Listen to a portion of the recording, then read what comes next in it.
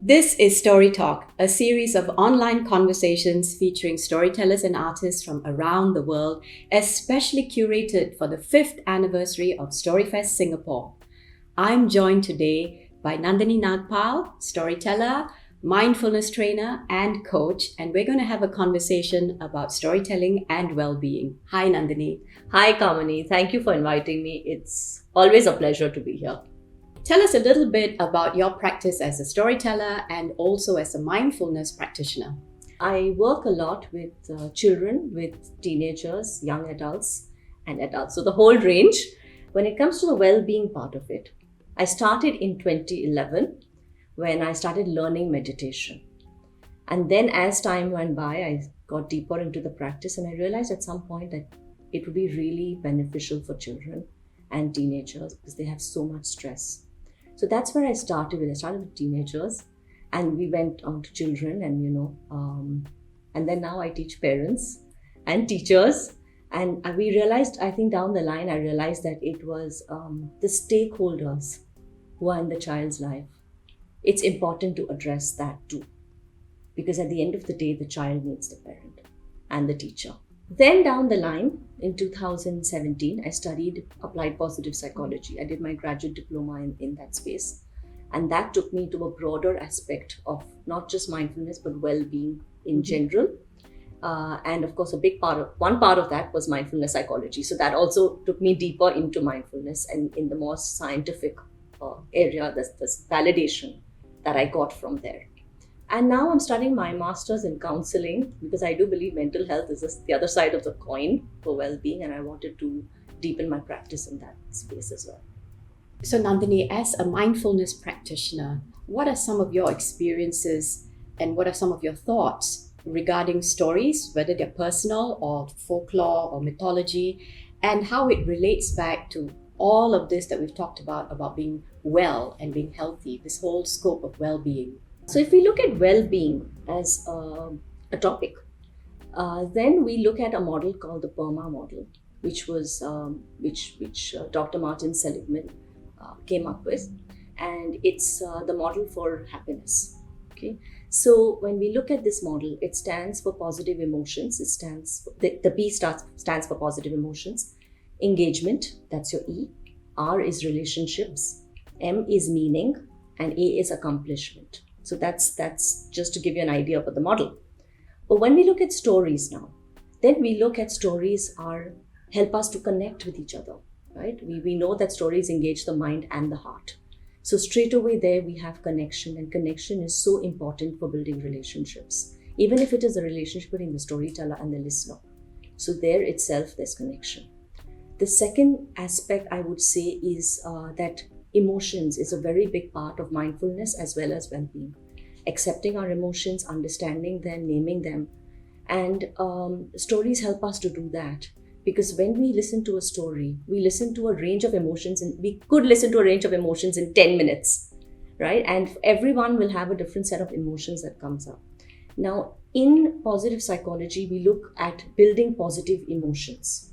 In mindfulness, we look at accepting the entire range of emotions, which is also there in well-being. But of course, for happiness, we want to look at building positive emotions. But stories really take us through the range of emotions. So that's the emotional connection, and building emotional literacy and emotional awareness is a very big part of well-being in general. Then when it comes to engagement, for example, we have stories engage us, right? When we are sitting there, we are listening with a sense of awe and wonder, right? Whether it's a child or an adult and even a teenager, they do listen with a sense of awe and wonder if the story connects with them. And I think that sense of awe and wonder builds positive emotions. It's a direct connection to positive emotions, as well as it brings engagement into the story. And that even though the story is taking us into a different world, you are still present, focused in that story. And if your mind wanders, you will lose the thread of the story, right? So engagement is a very big part in storytelling, as well as for the audience, right, when you're listening to it. And it is a very important part of well-being as well. So these are just 3 areas out of the many that show us this connection. What are some very simple ways that we can apply stories for our own well-being? Yeah, there are a few ways. I'll speak about maybe two ways.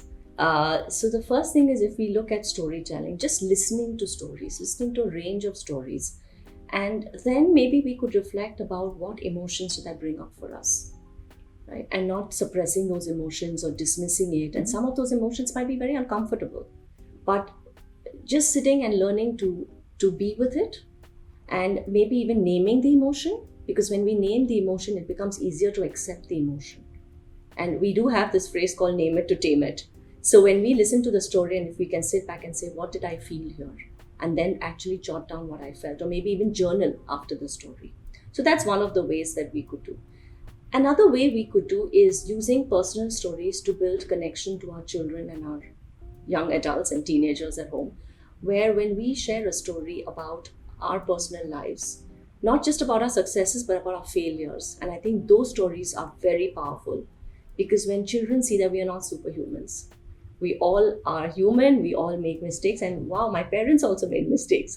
So taking our children through stories of failure, of course in an age appropriate manner, and also speaking to them about, and these stories could be stories of resilience, grit, what made us, the tough times that made us, the tough times that existed back then, and how are they different from the tough times that exist now. What kind of stories inspire you to choose them to use in your practice for healing, for well-being, and for, as a mindfulness practitioner? What are the qualities of these stories, and how do you use them?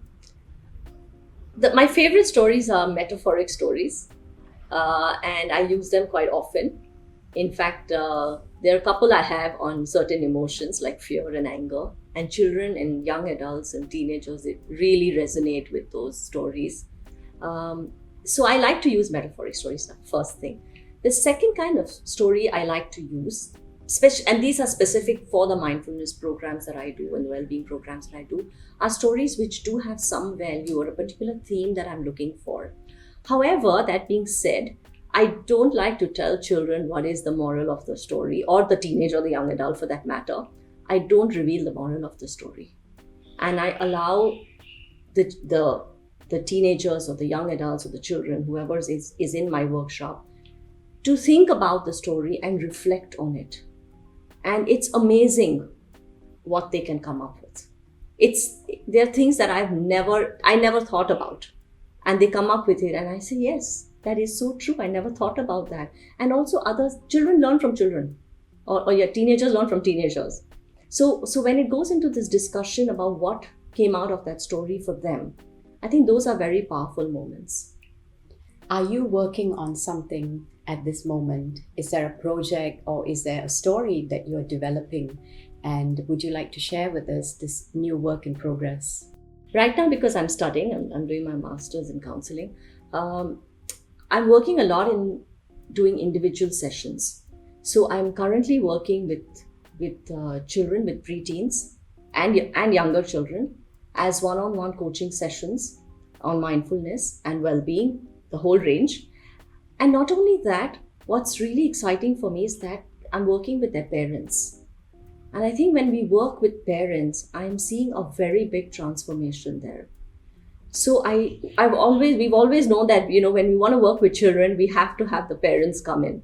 So when I'm so happy to see that, parents are investing in themselves, and they are looking at how they can be better parents and how they can imbibe some of those mindfulness practices so that they can respond to their children rather than react to them in daily life. So that is very exciting. And in fact, yesterday I got an amazing feedback from a parent that made me so happy. So I'm thrilled, and I'm going to continue doing this, working with parents and working with children. And apart from working with children and parents in the storytelling space, what's really piqued my interest is working with Hindu mythology, let me be specific. Because recently we did, I attended a presentation and talk on the role of women in mythology, and that really got me going. So it is an area that I'm looking at after I finish my studies. And of course, it's ongoing right now, but I think I will take it up deeper after I finish my studies. So Nandini, any last words for our audiences? Well, I think I just have one thing to say is please invest in yourself. It's never a wasted investment. whether it is in the space of storytelling, listening to more stories, or it is in the space of well-being and mindfulness, please do take on something to invest in yourself. Thank you so much for joining me on Story Talk. This was Nandini Nagpal, storyteller and mindfulness coach and trainer. Thanks, Nandini. Thank you, Kamini.